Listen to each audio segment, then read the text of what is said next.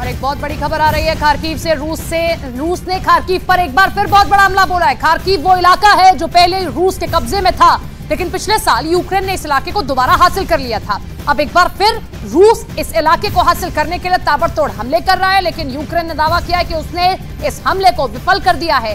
हालांकि रूस के हमले में एक नागरिक की जान जाने की बात को यूक्रेन ने स्वीकार किया है और ड्रोन वॉर का मुकाबला करने के लिए अब जेलेंस्की ने नई रणनीति तैयार की है। ब्रिटेन ने एक ऐसी मिसाइल यूक्रेन को सौंप दी है जो दुनिया के सबसे खतरनाक अत्याधुनिक लड़ाकू विमान F-35 में भी इस्तेमाल होती है।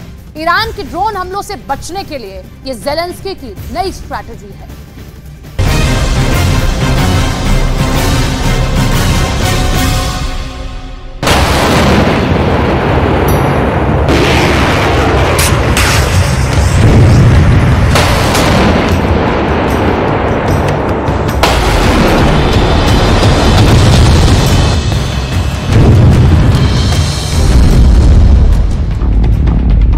अगर तुम जीना चाहते हो तो भागो,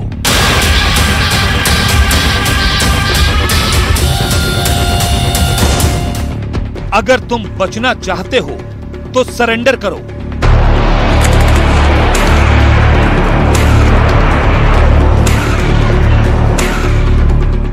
यूक्रेन कभी रूस का नया राज्य नहीं बनेगा। रूस खुद ही बड़ी मुसीबत में फंसेगा।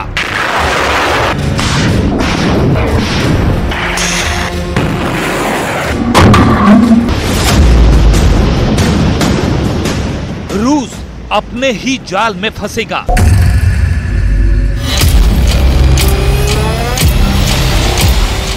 ये जेलेंस्की का प्रोपेगेंडा है।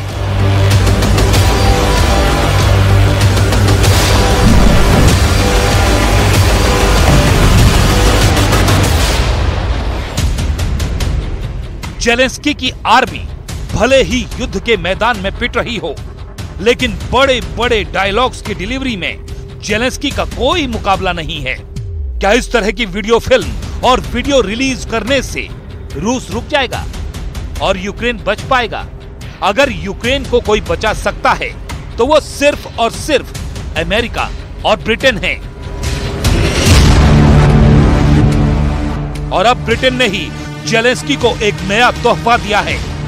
ये तोहफा है एक खास मिसाइल जिसे कहा जाता है AIM-132। क्या खास है इस मिसाइल में और क्यों इस मिसाइल ने पुतिन के कैंप को चौकन्ना कर दिया है, ये सब हम आपको बताने वाले हैं। लेकिन शुरुआत करेंगे जेलेंस्की के कैंप से, जहां पर आजकल सबसे ज्यादा चर्चा इसी बात पर हो रही है क्या आखिर रूस के द्वारा किए जा रहे ईरानी ड्रोनों के हमले का आखिर इलाज क्या है। जेलेंस्की अपने बड़े बड़े कमांडरों के साथ मीटिंग्स कर रहे हैं। कई बड़े रणनीतिकारों ने जेलेंस्की को यह सुझाया है कि पुतिन की आर्मी से निपटने में सबसे बड़ी समस्या ईरान के वो ड्रोन हैं जो पुतिन ने ईरान से खरीद लिए हैं। यूक्रेन के एयर डिफेंस की काफी ताकत इन ईरान के ड्रोन्स की वजह से जाम हो जा रही है। ईरान के ड्रोन्स के चक्रव्यूह को तोड़ने के लिए ही जेलेंस्की ने ब्रिटेन की एक डिफेंस कंपनी की मिसाइल एसरेम की मदद लेनी शुरू कर दी है। आखिर क्या है ब्रिटेन के डिफेंस इंजीनियरों की ये नई रणनीति, आपको बताने वाले हैं। लेकिन सबसे पहले जानिए क्या आखिर एसरेम का मतलब क्या होता है। एसरेम का मतलब होता है the advanced short range air to air missile.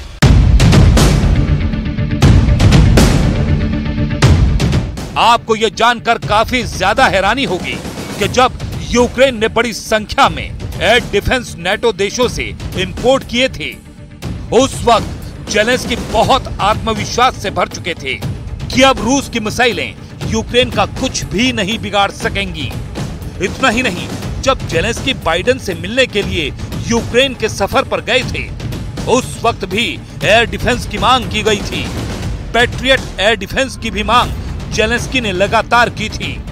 अब बाइडेन ने मौके की नजाकत को समझते हुए जेलेंस्की की मांग को पूरा कर दिया और यूक्रेन को पैट्रियट मिसाइल डिफेंस भी दे दिया। लेकिन इसके बाद भी जेलेंस्की की मुसीबत कम नहीं हुई, क्योंकि पुतिन के कमांडर्स भी अपनी रणनीतियां बनाने में काफी माहिर हैं। दरअसल ईरानी ड्रोन्स का उपयोग करके रूस की आर्मी ने जेलेंस्की की एयर डिफेंस को पहले ही जाम कर दिया। रूस ने मिसाइल हमला करने से पहले ड्रोन से अटैक करवाए। इस ड्रोन अटैक की वजह से रूस के एयर डिफेंस सिस्टम, यूक्रेन के एयर डिफेंस सिस्टम ड्रोन रोकने में ही लग गए और फिर वो ड्रोन के बाद आने वाली रूस की मिसाइलों को रोक ही नहीं सके।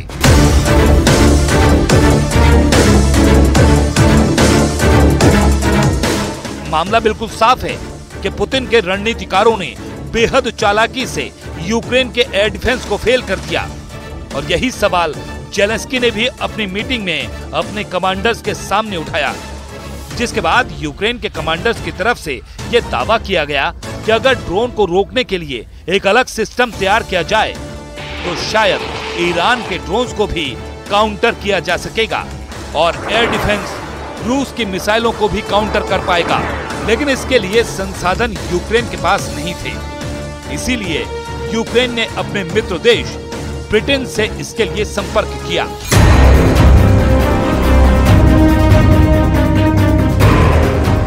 यूरोप में ब्रिटेन ही एक ऐसा देश है जो हर तरह से यूक्रेन की मदद के लिए खड़ा नजर आता है। ब्रिटेन के डिफेंस इंजीनियर्स ने ड्रोन एयर डिफेंस तैयार किया। इस एयर डिफेंस में 6 पहिए वाले एक ट्रक पर AIM-132 मिसाइलों को तैनात किया गया। ये मिसाइलें 25 किलोमीटर तक मार कर सकती हैं। गौर करने वाली बात यह है कि ईरान के ड्रोन्स को यूक्रेन के आसमान में खत्म करने के लिए 25 किलोमीटर की मारक क्षमता पर्याप्त है।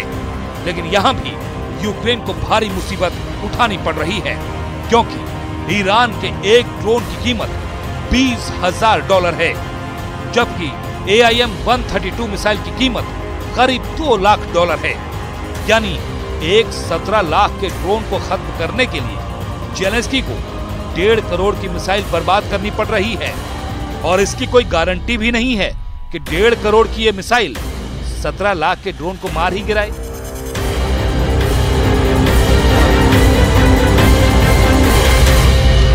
हर हाल में जीत तो ड्रोन की ही है, क्योंकि अगर देखा जाए एक 17 लाख का ड्रोन भी खत्म होते होते कई गुना ज्यादा दाम वाली 1.5 करोड़ की मिसाइल को खत्म तो कर ही देगा।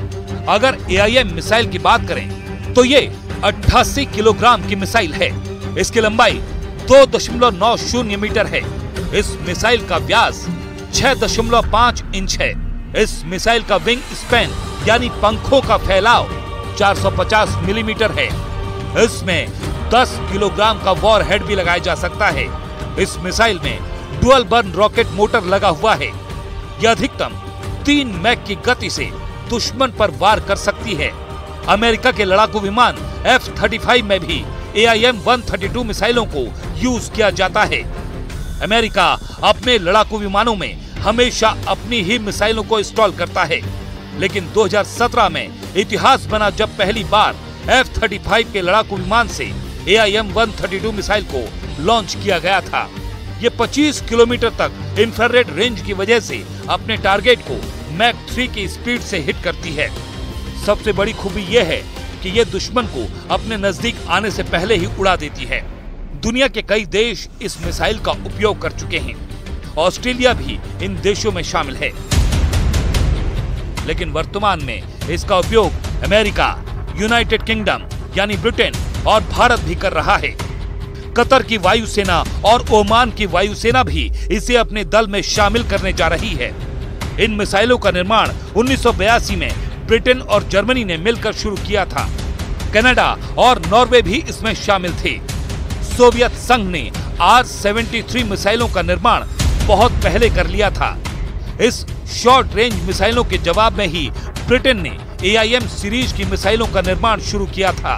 लेकिन 1989 और 1990 में कनाडा, नॉर्वे और जर्मनी इस कार्यक्रम की शुरुआत में ही हट गए। इस नई मिसाइल का परीक्षण 1994 में शुरू हुआ था और धीरे धीरे ये मिसाइल ब्रिटेन की रॉयल एयरफोर्स के मुख्य हथियार में शामिल हो गई।